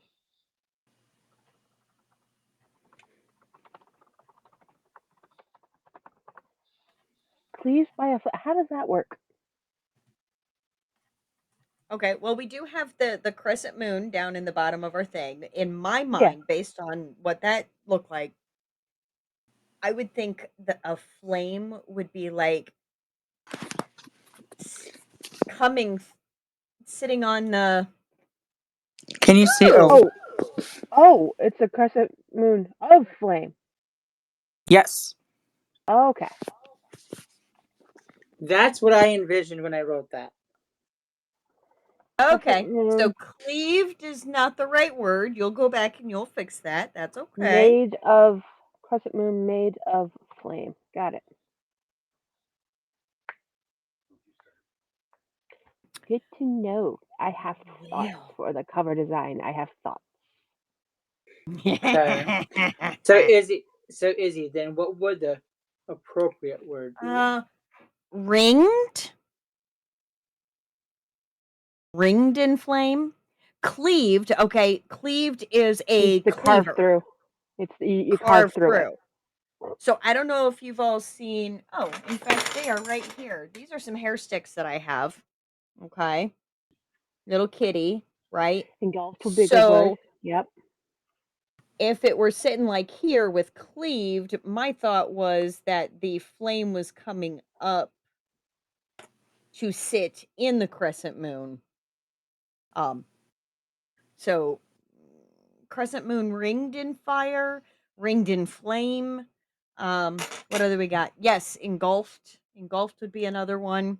If it's made of the fire, crafted from flame could work too. Crafted, yes, that's another one. Still got that hard C, like cleaved. Okay. Mm-hmm. And that was chapter 15, correct? Yes. You see, when I heard crescent moon cleaved by flame, I was picturing like a jet of fire shooting through the middle of it, which you can do it in the shape of a pendant. Mm-hmm. Absolutely. Okay. It says add snoozed 5 minutes on my one system here. See, now I don't know if that worked because the live feed that I have, it ended up showing the ad. Okay. But pretty much everyone who's in here is subscribed, so I don't think it matters that much. Right. The only one would be very, very sorry if Maxwell is still here. Still getting used to the ads. We're still working on time. We need to come up with a system to alert the reader that hey, you need to find a good stopping point because we have an ad coming up. And for some time now, I've had something in my wish list for 2 monitors to be up higher so that they can be, like, next to each other, and my laptop would be underneath so that I Yeah. can actually quickly glance up. See, right now, you see me looking over because that's where you guys are. That's my camera. So Hey, and don't. Stop it. Salem, stop it. all right. No. So, we will probably continue discussing after the fact. We do have our Discord after this, where Patrick will continue to pick our brains Mm. later. But next up, do we still have I one? Go. I I have to go because Yep. it's midnight, so I have to drop out. Um, which makes me sad because I'm pretty sure Kesh is next. Cash is next. So I will With definitely have to catch the rebroadcast for this. all right. Well, Shar, thank you very much for hanging with us tonight. We shall see you tomorrow. I'm gonna send you an angry message when I find out what the fuck you guys sent me. I don't know what We'll you're see. talking about. Mm, night. Love you. Bye.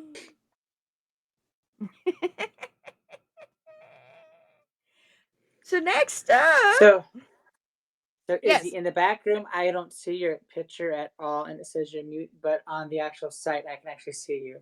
Just to let you know about that skiff. You're I'm fine on my showing side.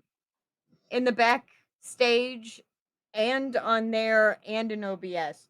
So that sounds like a you problem, bro. Yeah, because over here you're Usually fine. is. Usually is. All right, so we've got 2 more going yet tonight. It is midnight. We thank you very much for your patience. It's midnight. Well, it's not midnight my time. It's 11 o'clock my time, and that's usually when we kick the bucket. So vote. Do we read Kesh, which is just over 5,000 words, and followed by Julie, more of wildfires in Oklahoma, or do we do an early wrap up tomorrow with the 2?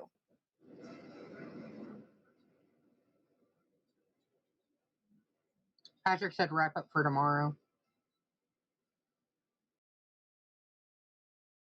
Yeah, my sister can read my lips. Sorry. I thought that's what the lips moving. Your lips are moving. And grooving. Dahlia says tomorrow. All right. Sounds fantastic, which means technically, if you have not gotten a submission in and haven't finished it, you would very much like to. Technically, you've got it going. Now, we do have some things for next week. We're actually going to try to go live an hour earlier, okay, than what we have been. It's been 8 Central, 9 Eastern for a year and a half. And Julie and I, along with some other people, have really been burning the candles at both ends with being this late. Say okay, and Trisha says tomorrow she will be down with the signing. Um, And so apparently we're unaliving Cash.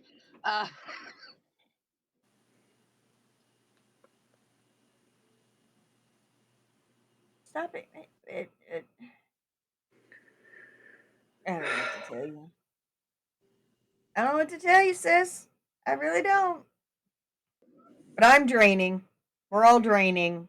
So Roll them tomorrow, dice.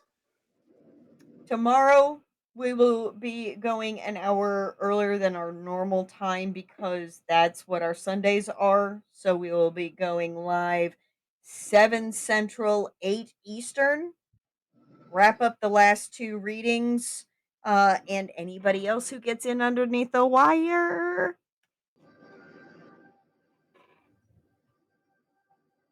And Mistress of the Dice.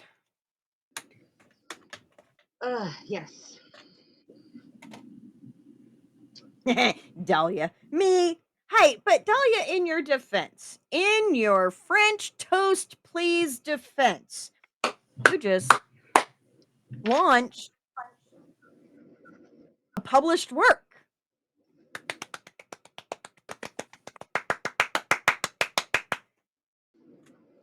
Boom shakalaka laka, boom shakalaka laka.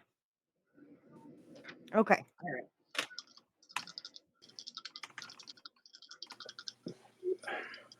Number 1. 81.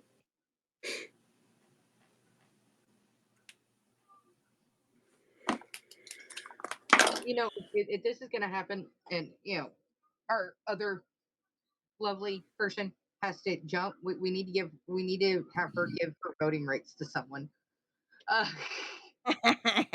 Well, I know sometimes she said that she's still in the comments. She just can't be in video. The box. But that's yeah, that's definitely. Come on, open up the thread. There we go. So this will be for season 2, episode 27, due July 5th, 2025. Concept number 1. I thought it was 81. 81. 81. I thought I said 81. I'm sorry. I'm looking at 81. I'm looking at 81. It says 81, and I've got it on here. I'm pretty sure you said 1 because it's the first concept of tonight. Yeah, I said 1, number 81. Okay, now we're cooking with gas. A person No, not gains July 25th, July 5th. July 5th. Okay, way too many numbers. Okay, this will be season 2, episode 27, due and live July 5th, 2025. Here's our first concept. A person gains the ability to enter and manipulate their own memories. We get a lot of memory ones here lately. I don't know what's going on with the. I don't know. We do also have in our Discord an entire theme setup to where we kind of started to group a bunch of them together and go, oh, these are all memory related. So if you're writing a memory book or something that's regarding memories, you can go there and like gain some inspiration. Or October or New Year's or Valentine's Day. So we've kind of grouped them, a bunch of them. All right, next. 5. Number 105. I don't have to scroll very far for that.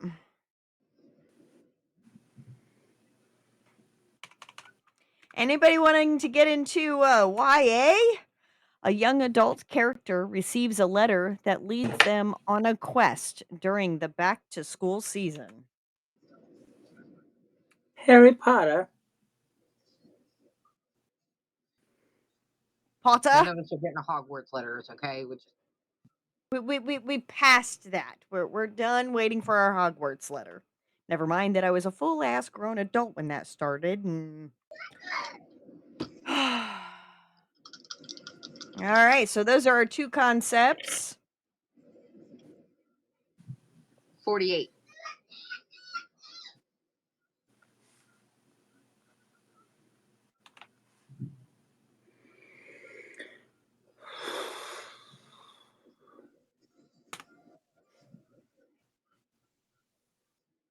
Scroll. Starting first line.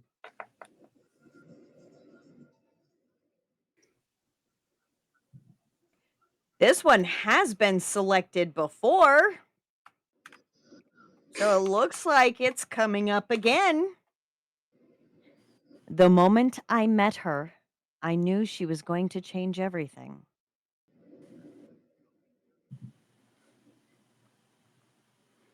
Say that again. The moment I met her, I knew she was going to change everything.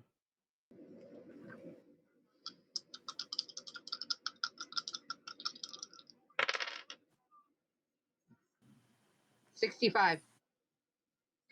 165. 165. Scroll, scroll, scroll, scroll. Nope. Roll again.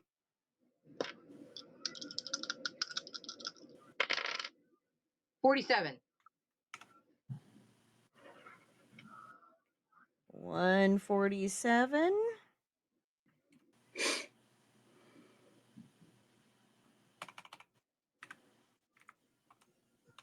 Starting first line.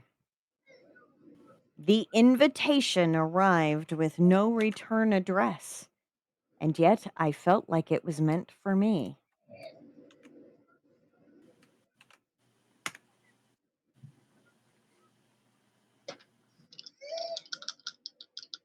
And fan favorite dialogue. 29.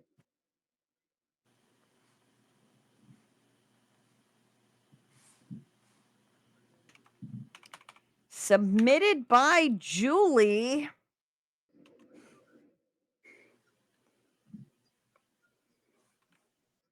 The way you flirt is shameful.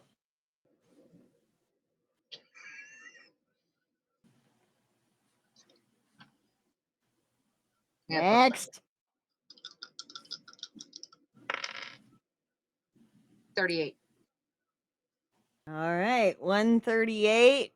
Because we've got approximately 200 of each. So we roll once, roll from the first 100, roll another time. That's from the second 100. Did we add in anything from Wisconsin? Not yet. Oh, shitballs. Nope, nope. This is another submission. And this submission is from one William Krause Leslie. You know that's not going to work on me.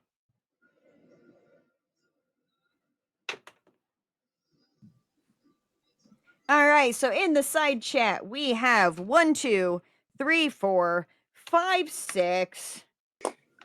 Time to vote. Which one do you want to write on? Which one do you want to see us write on for next week? I'm stuck between two of them, damn it. Oh!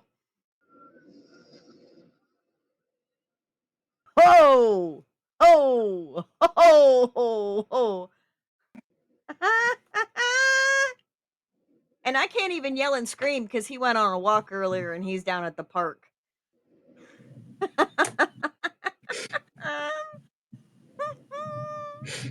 At this point, Julie, there's not a whole hell of a lot unless we've got other people in the chat that have not voted who are lurking, etc., etc., etc.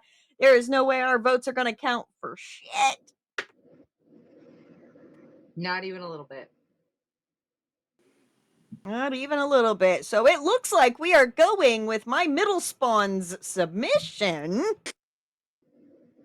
Use this dialogue. You know that's not going to work on me.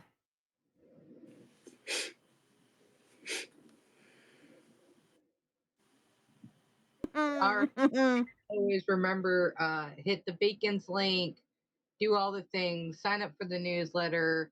If you really want to see our ugly mugs every day, because that's pretty much where we hang out, in the Discord, please go handle or go sign up for the Discord. Go and newsletter, hit all the socials, do all the things.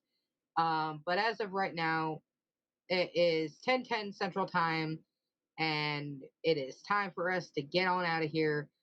We will see you again tomorrow, an hour earlier. But remember, be brave, be bold, but always stay humble. We will see you again tomorrow.